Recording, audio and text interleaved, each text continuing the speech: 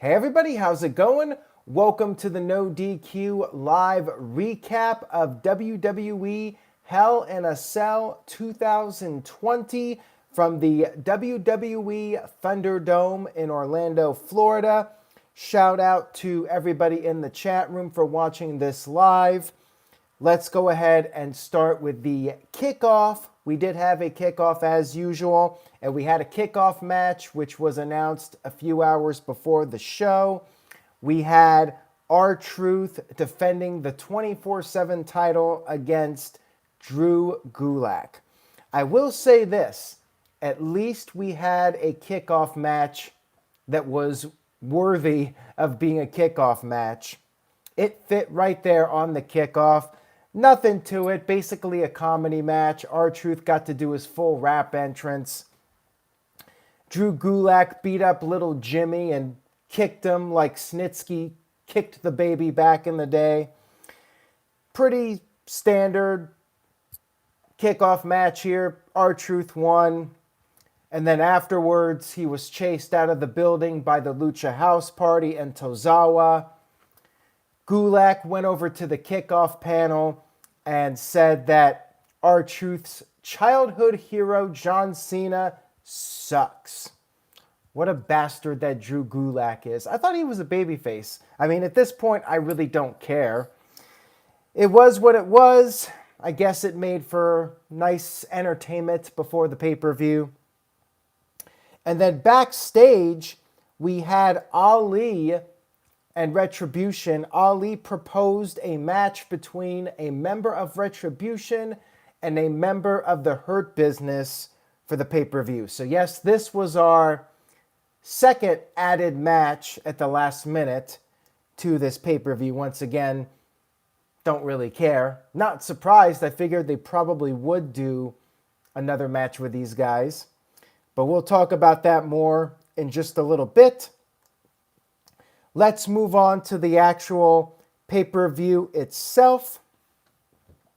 We kicked off Hell in a Cell 2020 with the Universal Championship. That's right. I figured a cell match would open the show, but Roman Reigns, the Universal Champion, in the opening match, a little surprised.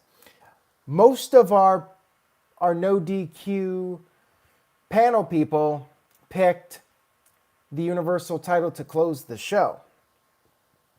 Roman Reigns versus Jey Uso. And by the way, guys, if you send any super chats, they are very much appreciated.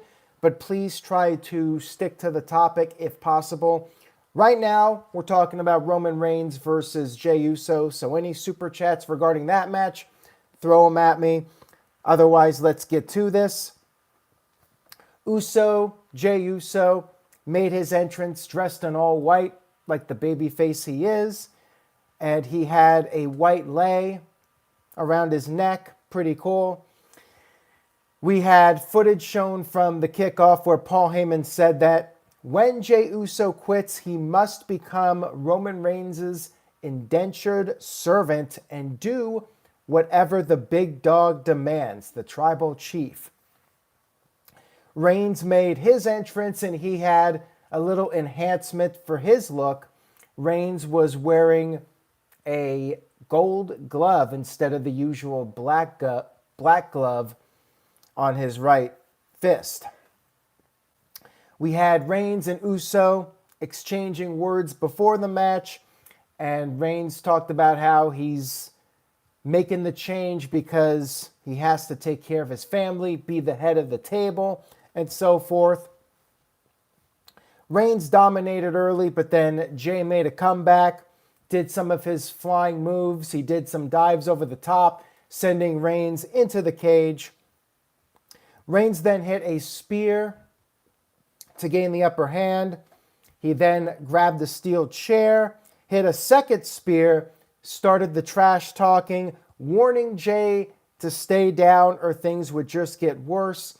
Jey made another comeback. He hit two Uso splashes, and then he grabbed a leather strap from under the ring and used it on Reigns. But then out of nowhere, Reigns hit a third spear. Reigns took the strap, used it on Jey, Jay came back and started choking Reigns with the strap. This felt more like a strap match than a Hell in a Cell match at this point. Referee asked Reigns if he wanted to quit. Reigns did not. Reigns actually passed out momentarily, and the referee was asking Reigns if he wanted to continue, and Reigns did want to continue. Jay then went for a chair, but then Reigns put on his guillotine submission. Jay, however, refused to quit. He too pretty much passed out from this, and the referee was checking on Jay, asking Jay if he wanted to quit. Jay did not. Reigns once again warned Jay. He said he would take things to the next level.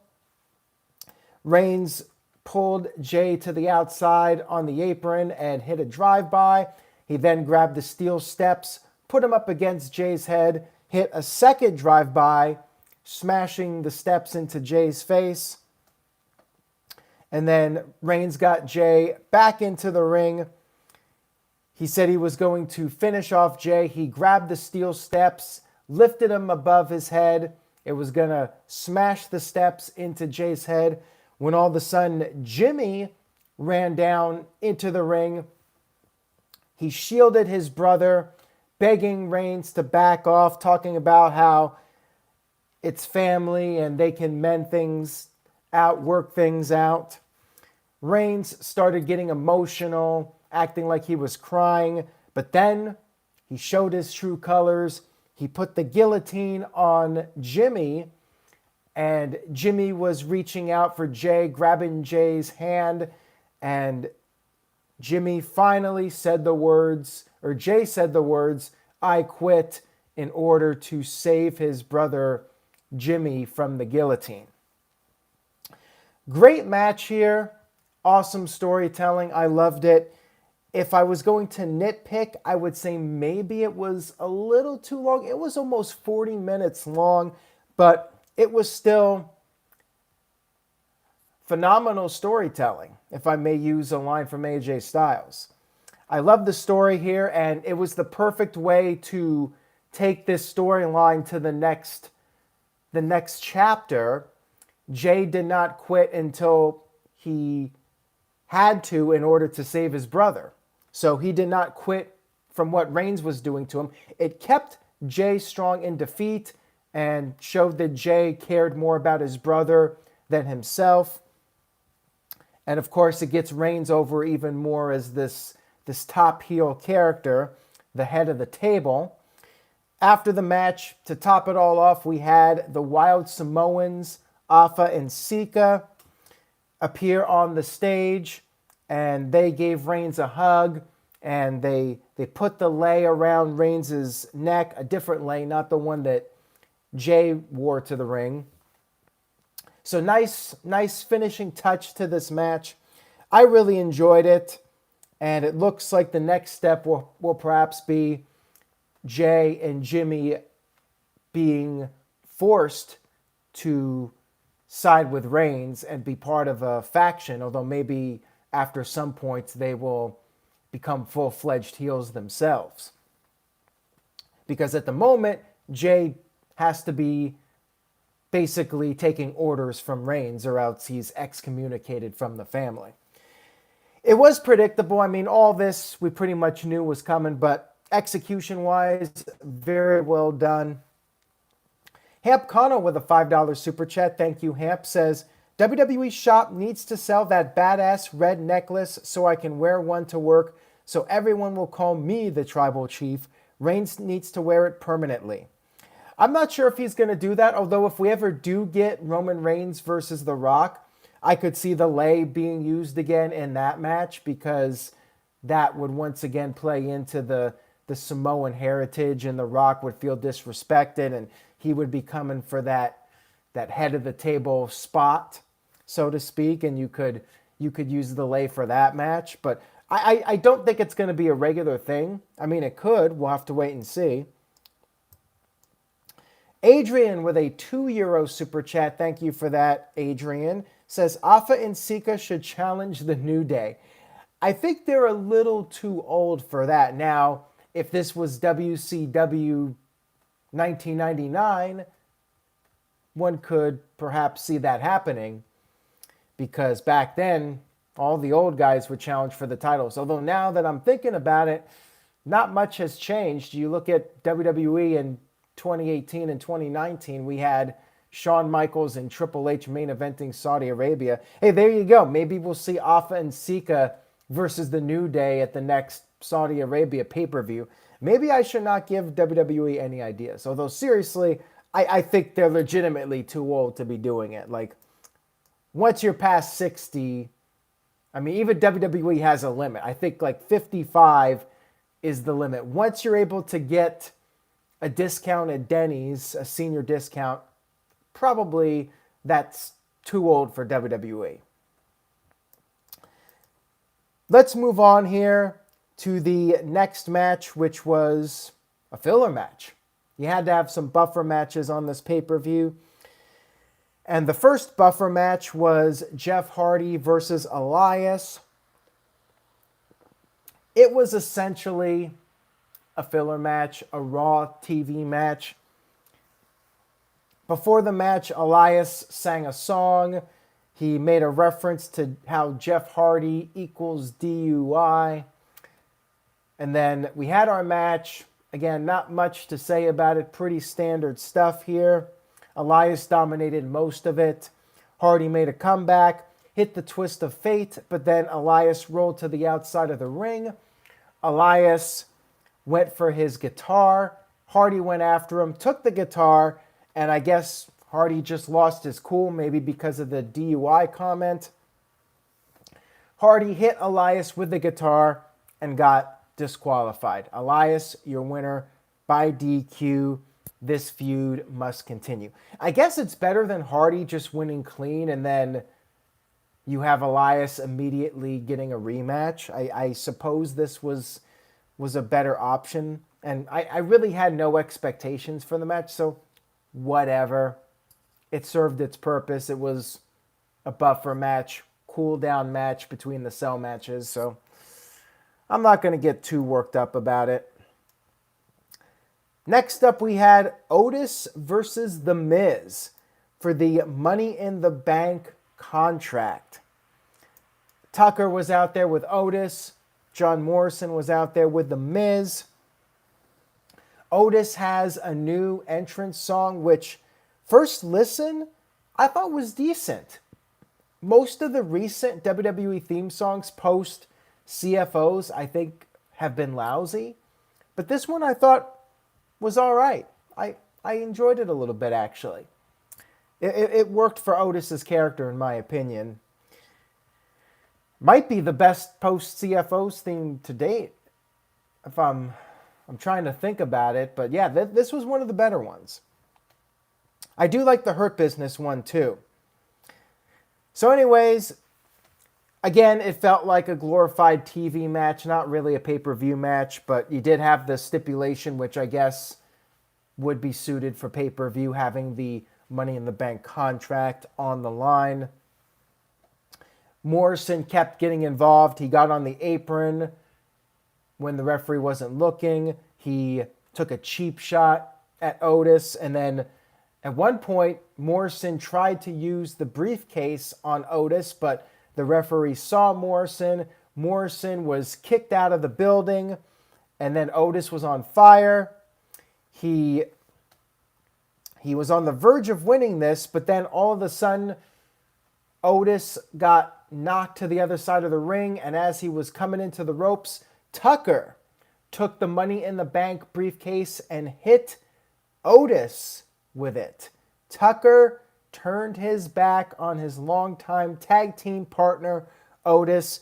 Miz was shocked over this, but he was going to take advantage of the situation. He made the cover. 1, 2, 3. Miz is your new Money in the Bank briefcase contract holder. I like the heel turn. I mean, Tucker was really going nowhere. Maybe with a heel turn, he has a shot of doing something. Although, one could also argue, you're turning Tucker, and how are you going to do a match when they're on separate brands? Now, we do have Survivor Series coming up. I suppose we can get Miz versus Tucker. It'll probably be on the Kickoff, but we can have that match, Raw versus SmackDown, at the Survivor Series pay-per-view. Miz has the contract, which I'm happy about. I think it's a better option than Otis being the Money in the Bank holder. And Miz talked about how now that he holds Money in the Bank, he is putting both champions on notice. So I guess the Money in the Bank contract holder can go against either champion. Backstage, Tucker cut a promo, said that he was the workhorse of the team and he became an afterthought. Tucker said that Otis cannot function without him. That led to Otis attacking Tucker. There was a big brawl, but then Tucker was able to escape, run away from Otis. The game is on 100 with a $5 super chat. Says, what's the point for Miz to have Money in the Bank? He isn't winning any title with this Money in the Bank. Way to go, WWE, for messing up this men's Money in the Bank this year. Well done, WWE. It was messed up with Otis. You know, they were trying to go with the feel-good moment. Otis was on a bit of a hot streak, but nobody really took it seriously to begin with. But at least with Miz, there's a chance. And you're right. Miz is probably not going to be cashing it in on anybody successfully. But he does have another 6 months or so to do it. I suppose he could wait till WrestleMania time, somewhere around there. And I would think that he's only got 6 months. I don't think it gets reset. Maybe he'll reveal that there was a clause in the contract where he gets a full year. I don't know what they're going to do with it. But yeah, I'm not expecting Miz to be successful. However, I do think it's a better option than Otis having it at this point. Let's move on here. Next up, we had our second of 3 Hell in a Cell matches. We had Bayley versus Sasha Banks.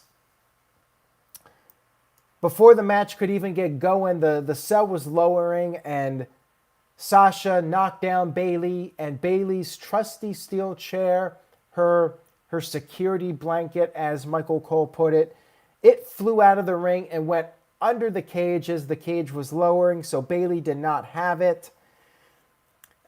Fight went right to the outside of the ring. They were throwing each other into the cage. They had these kendo sticks, which were set up as bridges using the steel steps and the cage itself. And Bayley ended up throwing Sasha onto one of the kendo sticks and then driving her throat first into the kendo sticks. This was a brutal match with the ladies. They were going all out for this back and forth battle here between these two hated rivals. And they had this chair set up in the corner. Bayley gave Sasha a sunset flip powerbomb head first into the chair that was set up in the corner. Sasha kicked out of that, and then Bayley did a top rope elbow drop, which Sasha also kicked out of. Later, Bayley had some duct tape, and she taped up two kendo sticks together. And as she was doing this, Sasha managed to get a fire extinguisher from under the ring. She used that on Bayley. At some point, Bayley managed to grab her chair, which was outside the cage. She got that back into the ring. And Sasha hit Bayley repeatedly with a kendo stick. Sasha went for her frog splash in tribute of Eddie Guerrero, but then Bayley grabbed her chair and basically used it as a shield. So Sasha hit the frog splash, but Sasha actually got the worst of it. And Bayley then grabbed a ladder, brought the ladder into the ring, and set up a bridge using 2 steel chairs. Bayley grabbed some spray painted an X on Sasha, and then went to the middle rope, used her chair for a flying elbow, but Sasha moved. And then Sasha gave Bayley her own Bayley to belly on the ladder, Bayley, however, kicked out. Bayley then hit her Bayley to belly. Sasha kicked out of that. And finally, after all that, Sasha put on the Banks statement using the chair, Bayley's own chair, so some poetic justice here. The chair was wrapped around Bayley's head. Sasha used the chair as leverage, and Bayley tapped out, officially ending her 380-day reign as SmackDown Women's Champion. Sasha celebrated with the championship. Match was pretty long here, not as long as the first Cell match. It was about 26 and a half minutes, give or take a few seconds. Hell of a match here from the ladies. I mean, it was a war. It felt like a war. They just went to town on each other. It's too bad they didn't have this match with a group of fans in front of a packed arena. But it was really strong stuff here from them. Adrian with a €2 super chat. Thank you for that, Adrian. Says, Bayley to regain the title on SmackDown guaranteed. Well, if we look at history, that always happens to Sasha. She always loses the title right after winning it. Hopefully that doesn't happen this time. Hopefully she has a lengthy reign. The question is, what's next for Bayley? Are they going to keep the feud going and do a third match? I guess we'll have to wait and see. But this was great. Definitely worth checking out. And then we had our next buffer match between the Cell matches. We had Lashley accepting the challenge for the Hurt Business. It was Lashley versus Slapjack. Slapjack was the rep for Retribution, and Lashley was nice enough to put the U.S. title on the line for this. Pretty much a nothing match. Slapjack got a little bit of offense in, but not much. Lashley won with the Hurt Lock. After the match was over, we had Retribution immediately jumping Lashley. They attacked him, and then the Hurt Business came out, made the save, and Retribution retreated. So another L for Retribution. Not sure what this match accomplished other than they needed something between the two Cell matches. We then had our main event of the evening, which was Drew McIntyre versus Randy Orton for the WWE Championship. And as Drew McIntyre was making his entrance, Orton sneaked behind McIntyre, tried to attack him, but McIntyre knew what he was up to. He was prepared for a sneak attack. It's a nice change of pace because I feel like too many times the babyface is just oblivious to a potential sneak attack. I like that McIntyre saw it coming. They fought on the outside of the ring, and Orton started removing the top items from the announce table. So choreographing that something was going to happen with the announce table, a bump later on. The two of them ended up back in the ring. McIntyre closed the cell door. It was locked. The match officially began. And McIntyre used a steel chair. He used the steel steps. He slammed Orton into the cage repeatedly. And then McIntyre went for the Claymore, but Orton managed to counter. He used the steel chair to gain the advantage. And then from this point, Orton had control. It went back and forth for a while. They ended up on the outside of the ring. There was a table set up against the cage. And McIntyre suplexed Orton through that table. Orton was starting to feel frustrated, so he grabbed these bolt cutters from under the ring. He opened up the cage using the bolt cutters. Why would the referees not double check to make sure? Like, if you're gonna lock these guys in the cage, like, would you think to maybe look under the ring and make sure that there are no bolt cutters so somebody could get out of the cage? I don't know. Just wondering. I guess I'm overthinking pro wrestling with that. So Orton went outside. He was basically starting to walk off. McIntyre went after him. They fought for a little bit, and then Randy Orton climbed up to the top of the Hell in a Cell. You kind of knew this was coming at this point. McIntyre climbed up after him. They started fighting on top of the cell, and Orton, I guess, placed a pipe on top of the cage at some point. He painted it red, so I guess he had it up there and it was camouflaged. He used the pipe on McIntyre, and then Orton started to climb down the cage. McIntyre went after him, of course, and they were both about at the halfway point.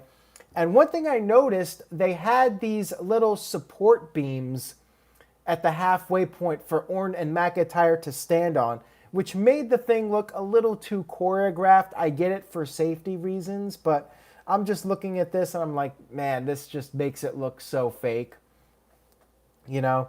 And I think this is the first time those support beams were out there for their feet.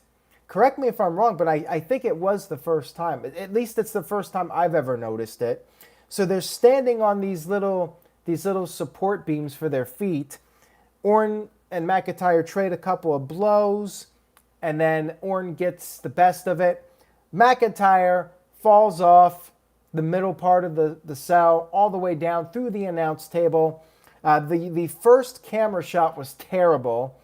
Thankfully, they had a bunch of cameramen there, and the replays looked better. But that initial shot was an awful camera shot. McIntyre was bleeding from the mouth. And by the way, they piped in holy shit chants. Earlier in the show, Jey Uso was dropping S-bombs, and they were censored, or at least attempted censoring. But here, the WWE's purposely piping in holy shit chants. I just found that a little amusing. Orton got McIntyre back in the ring. He was going to finish off McIntyre. He was getting ready for the RKO. But then McIntyre out of nowhere with a Claymore. However, Orton managed to roll out of the ring, and McIntyre had to get Orton back in the ring. He went for a second Claymore, but he missed. And Randy Orton hit the RKO. 1, 2, 3. Randy Orton is your 14-time world champion, tying Triple H for the second record, which of course is 16 between Ric Flair and John Cena. Maybe it'll be Randy Orton before it's all said and done that breaks Ric Flair's record. Who knows? Orton celebrated with the title. And that was the end of Hell in a Cell. I have to say, I'm a little surprised. At least when McIntyre and Orton was announced last, I thought for sure McIntyre was retaining. Like, if they put that on in the middle, I would have figured Orton was going to lose, or Orton was going to win the title, excuse me. I think Bayley and Sasha should have gotten the main event spot here. I know Orton and McIntyre did the spot with the fighting on top of the cell and going through the announce table, but I actually thought the women's match was a better match. Orton and McIntyre, like by the time they went out there, I was kind of like tired of the cell, and I think Roman Reigns and Jey Uso did not need to be inside the cell. I think they should have just done an I Quit match. Straight up. Like, the cell was really not necessary. Maybe if they had done 2 cell matches, I would have been a little bit more into Orton and McIntyre. But by that point, and who knows, maybe if Sasha and Bayley went on last, I would have been tired of the cell match by that point. But I do think it would have been better to have a happy ending. I would have liked to have seen the happy ending close the show with Sasha winning the title instead of, the heel winning. It's not the happy ending. But yeah, all 3 matches were really solid, especially the women's match. And I think storytelling-wise, Jey Uso and Roman Reigns was the match of the night. But Bayley and Sasha, very hard-hitting match and a very satisfying end to the feud, at least for the time being, but we'll see if they keep it going. You know, it should be the end for now. Maybe Bayley comes back down the line and challenges her, but Sasha should have some time with the championship. Overall, Hell in a Cell delivered. We had 3 decisive finishes, no BS, no controversies or anything, no non-finishes. So that was also very satisfying. TJS with a $5 super chat says, do you think that Drew wins it back soon? I was wondering because Roman Reigns versus Orton is a heel versus heel and doesn't sound intriguing to me at all. Well, it's possible they could do NXT and do a triple threat match if they're going to go that route. But apparently they're sticking with the theme of the interpromotional matches. But yeah, you could theoretically do Reigns versus Orton versus Balor if Balor is recovered from jaw surgery, of course. So yeah, it would be a little weird if it was Orton versus Reigns. But if you add Balor to the mix, then you got your babyface and you got your guy that can take the fall also. So there you go. Maybe they will do it. Overall, I thought it was a really solid show. To me, it wasn't perfect, but it was very good overall. I'm going to give it an A-. Maybe if we had more thought put into the undercard matches, and maybe if the cell matches, especially the first 2, were just a little bit shorter, I would have gone with an A or even an A+. But A-, and if we had fans, of course. So A-. I did enjoy it very much. Jose Garza, B+, W Glass 90, B+, Mohammed, B+, Michael Gonzalez really liked it, A+, because the age of Orton is back. Tic Tat Tat with a solid A. Michael Wayne with an A-. Matt Helms with an A-. Mike Nixon, A+. Amanda with an A. Kim Hall with a B+. And Nick Glavin with a solid B. Ace and his Familia Vlogs with an A. Overall, positive feedback from the Hell in a Cell pay-per-view. Thank you guys for tuning in tonight. If you enjoyed the video, please give it a like and subscribe. Turn on notifications for news updates and updates regarding videos. And stay tuned to NoDQ.com.